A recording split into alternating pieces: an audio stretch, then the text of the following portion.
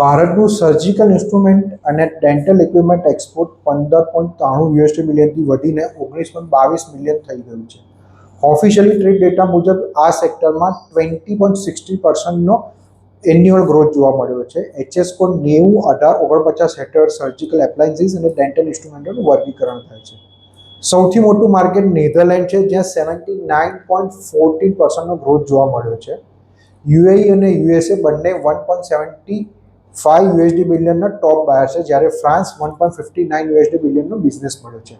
મલેશિયામાં સૌથી મોટો ગ્રોથ જોવા મળ્યો છે, જ્યાં એક્સપોર્ટ 42.66%નો જોવા મળ્યો છે. આ બાયર્સને ટાર્ગેટ કરવા માટે મેડિકલ ડિવાઇસ ઇમ્પોર્ટ રજિસ્ટ્રેશન અને CE/FDA ફાઇલિંગનો ઉપયોગ થાય છે. ISO 13485 સર્ટિફિકેશન્સ અને ક્વોલિટી કમ્પ્લાયન્સીસ સાથે તમે યુરોપ અને ગલ્ફ દેશોમાં સપ્લાય શરૂ કરી શકો છો.